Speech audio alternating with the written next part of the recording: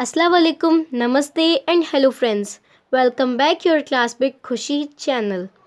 सो friends, आज के इस वीडियो में हम पढ़ेंगे हमारे पार्ट्स ऑफ स्पीच के नेक्स्ट टॉपिक कंजंक्शन को। Conjunction conjunction is a word used to join words, phrases, clauses for sentence together. Conjunction हम किसी two words, two phrases, two clauses को जब जोड़ते हैं, आपस में जॉइन करते हैं, तब हम यूज़ करते हैं। Example, Reena and Veena are sisters. So यहाँ पे एंड वर्ड जो है वो एक कंजंक्शन है, दोनों के बीच में एक रिलेशनशिप बना रहा है। रिलेशनशिप बनाने के साथ इन दोनों को ये जॉइन भी कर रहा है। सो एंड वर्ड क्या है? कंजंक्शन है।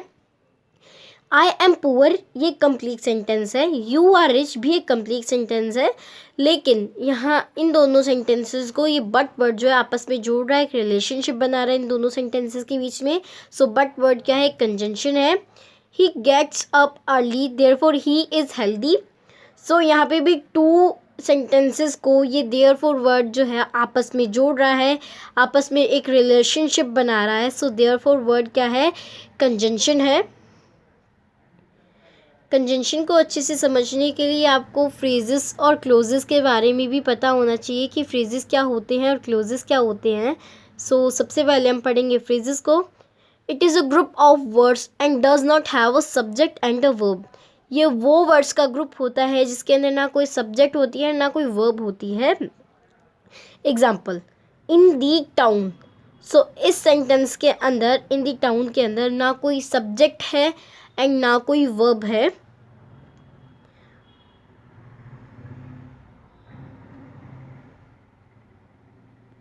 नेक्स्ट है क्लोजेस।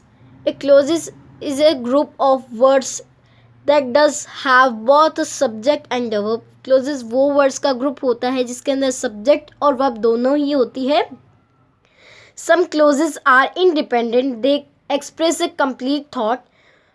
Some clauses जो होते हैं वो independent होते हैं, जो किसी पे depend नहीं होते, वो खुद का एक complete thought express करते हैं।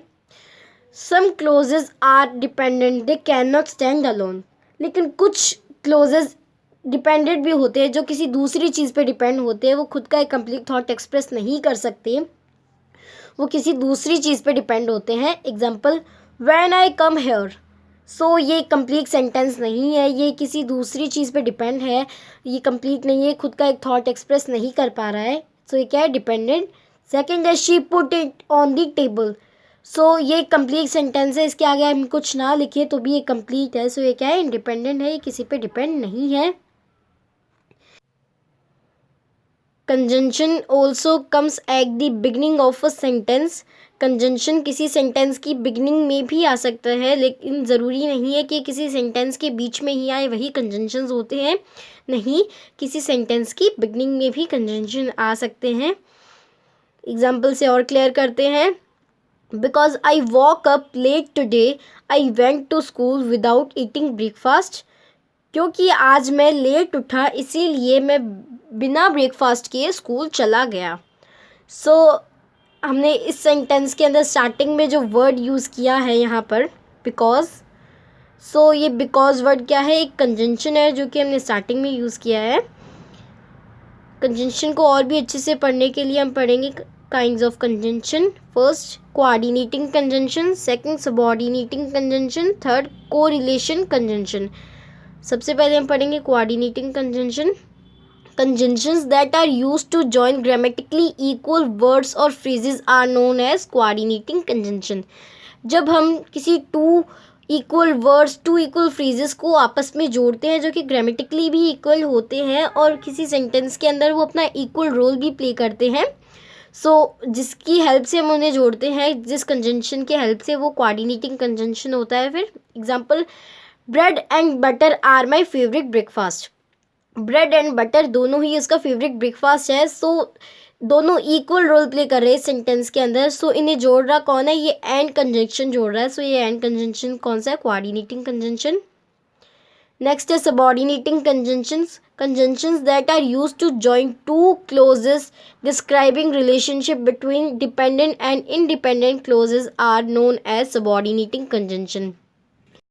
जब हमें टू क्लॉजेस को आपस में जोड़ना होता है, जिसमें से एक डिपेंडेंट क्लॉज होता है और एक इंडिपेंडेंट क्लॉज होता है। डिपेंडेंट और इंडिपेंडेंट क्लॉज हम पीछे पढ़ चुके हैं, अच्छे से समझ भी चुके हैं एग्जाम्पल के साथ। तब हम उन दोनों क्लॉजेस को आपस में जोड़ते हैं, और जिस कंजंक्शन की हेल्प से हम उन दोनों को जोड़ते हैं वो सबऑर्डिनेटिंग कंजंक्शन होता है। Example, give me a call. So मुझे कॉल करना एक कंप्लीट सेंटेंस है, अगर इसके आगे हम कुछ भी ना लिखें तो भी ये कंप्लीट होगा। एवन इफ एक कंजंक्शन है जिसकी हेल्प से हम इन्हें ज्वाइन कर रहे हैं, जोड़ रहे हैं। I forget to do so, मैं भूल जाऊँ तो, मैं क्या भूल जाऊँ, तो ये क्वेश्चन पूछ रहे हैं, ये इनकम्प्लीट सेंटेंस, ये कंप्लीट नहीं है।